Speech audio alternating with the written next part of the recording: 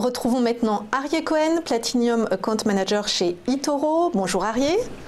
Bonjour Anne-Laure. Alors pour commencer, est-ce que vous nous le faites à chaque fois, mais c'est important de rappeler ce qu'est brièvement eToro et le système de Copifund, s'il vous plaît. Bien sûr, eToro est une société, est un réseau social de trading qui a été lancé en 2007, donc plus de 11 ans désormais, par deux frères Ronen et Yoni Assia. Ils ont tout simplement eu l'intelligence et le but de permettre à tout le monde, que ce soit du professionnel au particulier, aux gros investisseurs avec un fort capital ou aux petits moyens, de pouvoir justement investir comme tout le monde sur une plateforme facile d'utilisation et disponible à tout le monde. Donc ce qu'ils ont fait, c'est qu'ils ont lancé une plateforme eToro relativement simple d'utilisation dans laquelle nous pouvons investir sur des devises, des matières premières, des indices, des actions avec différents types de montants. Et récemment, nous avons donc lancé le système de Copifund qui vous permet justement donc d'investir dans des panels ou dans des secteurs de fonds déjà prêts sous gestion d'eToro. Cela permet bien évidemment aux traders qui n'ont pas forcément d'expérience ou qui débutent de pouvoir justement démarrer une expérience, on va dire de la meilleure des façons avec, on va dire, un suivi, quelque chose déjà de prêt. Merci. Donc aujourd'hui, le Copifund que vous nous présentez est investi majoritairement sur des actions sur le Nasdaq. Exactement. Donc ce Copifund s'appelle Outsmart Nasdaq. C'est un Copifund qui a été lancé il y a désormais 8 mois. D'accord. C'est justement un Copifund c'est le premier, on va dire Smart Beta Copifund d'eToro qui combine d'un côté l'apprentissage automatique et la sagesse de la foule justement pour créer un portefeuille conçu pour surperformer l'indice du Nasdaq américain. Donc, ce qui n'est pas un petit défi, hein, vu la performance du Nasdaq. C'est exactement cela, c'est pas un petit défi. D'ailleurs, l'année dernière, nous avons déjà réussi à le superformer. Depuis le début de l'année, nous l'avons également superformé. Nous verrons les chiffres d'ici un petit instant.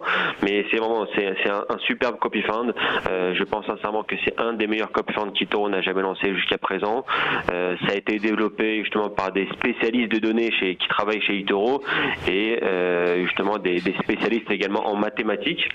Donc on a su combiner l'intelligence artificielle et nos algorithmes arrivent à localiser en fait les traders qui sont considérés comme les experts du Nasdaq, d'accord, les utilisateurs qui arrivent à battre le benchmark du Nasdaq depuis plus d'un an, d'accord, et on a su par la suite trouver les 15 actions, d'accord, cotées donc au Nasdaq sur lesquelles le sentiment est le plus positif parmi ces 15 traders. D'accord. Le risque sur ce Copifund, il est de quel niveau ? Alors le risque sur une échelle de 1 à 10, à l'heure actuelle on est sur un niveau de risque 4, d'accord,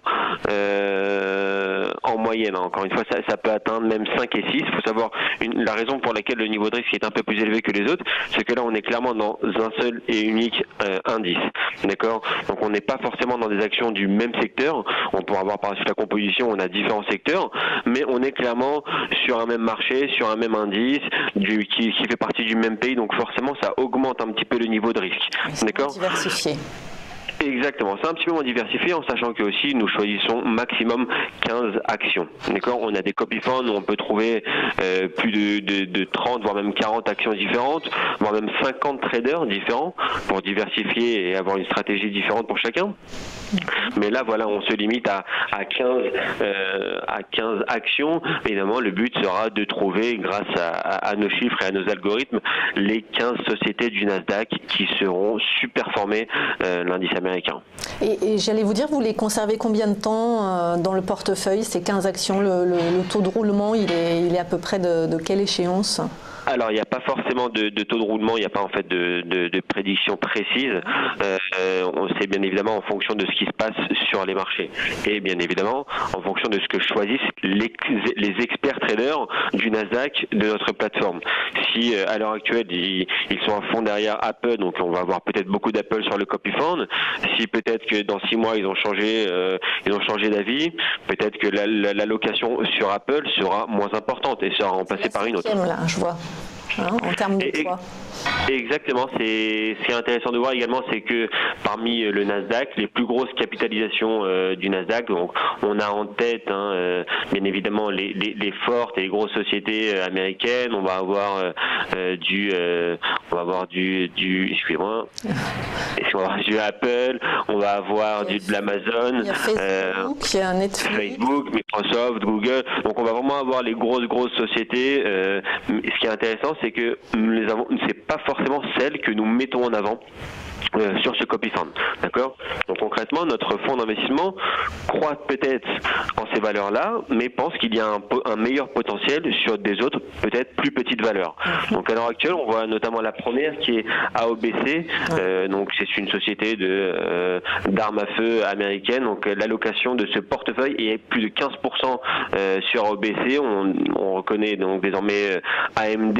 On a également Apple en 4e position. Le 3e c'est JD.com. JD.com, donc c'est le numéro 2 de la distribution en ligne de produits grand public. Donc voilà, on a vraiment différents secteurs. Une vraie bonne connaissance des sociétés américaines cotées sur le Nasdaq, là. Clairement, il y a forcément il y a également aussi pas mal de sociétés qui ne sont pas forcément, alors elles sont connues, mais elles ne sont pas connues au grand public, et notre algorithme a su les repérer justement et croit au potentiel de dépasser, on va dire, le consensus que peut avoir le Nasdaq en lui-même. D'ailleurs, on peut également regarder un peu les cours à l'heure actuelle. Ce sont des sociétés qui ont déjà gagné, on va dire, je vois que la plus petite gagne 2% et demi, et la plus élevée 25%. Donc depuis l'entrée de ce fonds, c'est-à-dire il y a à peine quelques mois. Dans les performances. Et alors la performance du fonds, on peut jeter un coup d'œil à ce que ça donne sur 2018. Bien sûr. Alors justement, en termes de stats, alors l'année 2017, notre fonds Outsmart Nasdaq a fait plus de 38%. D'accord, comparé au Nasdaq en lui-même qui, si je me trompe pas, a fait une performance de 27%. Certes, ça a été tout de même une très très bonne année pour le Nasdaq, mais notre fonds a su performer. D'accord, on a réussi à faire 11% supplémentaire. Oui, de 11 points, donc c'est quand même un gros écart. Hein. C'est un gros écart, et en plus de cela, c'est en choisissant uniquement 15 sociétés de ce même Nasdaq-là. Vous ne dépassez Exactement. On ne va pas aller chercher des actions dans notre fonds qui a un potentiel beaucoup plus important. Non, on est là à chercher les meilleures sociétés qui ont le meilleur potentiel dans ce même indice-là. Pour l'année 2017, donc vous avez en plus un chart, un comparatif que je vous ai envoyé. Donc pour cette année du Nasdaq, oui. Exactement, le comparateur. Exactement. Donc on a la comparaison entre donc le Outsmart Nasdaq et le Nasdaq en lui-même depuis le début de l'année seulement. Donc depuis à peine 5 mois, le Nasdaq fait une performance de 7%, alors que notre copy fund Outsmart Nasdaq en fait plus de 21% déjà depuis le début de l'année seulement. Oui, c'est quand même impressionnant.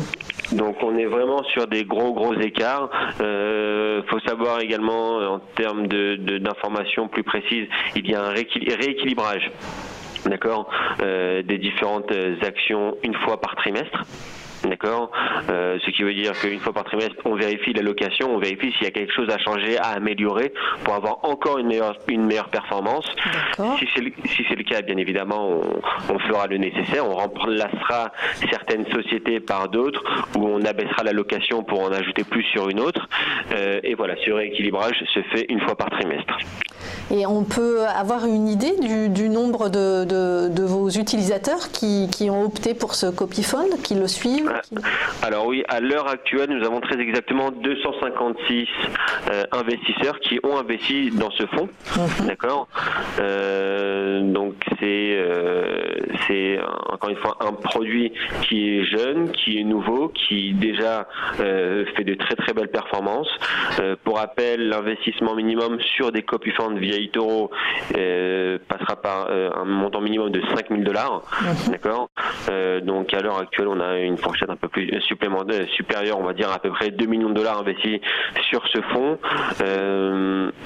Voilà, c'est vraiment un superbe fonds. 256, c'est peut-être pas forcément un nombre énorme, mais c'est, je pense, seulement le début. On a des copy funds, notamment le CRISPR-Tech, que nous avons déjà évoqué dans nos précédentes interviews, sur les sociétés biotech, qui a plus de 1000 investisseurs, d'accord, 1024 investisseurs très exactement. Donc voilà, ça va gagner des parts de marché auprès de nos utilisateurs au fur et à mesure.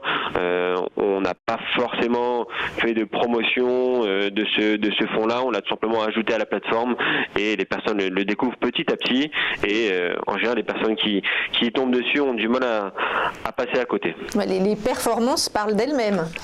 Exactement. Merci beaucoup Aryeh Cohen, Platinum Account Manager chez eToro.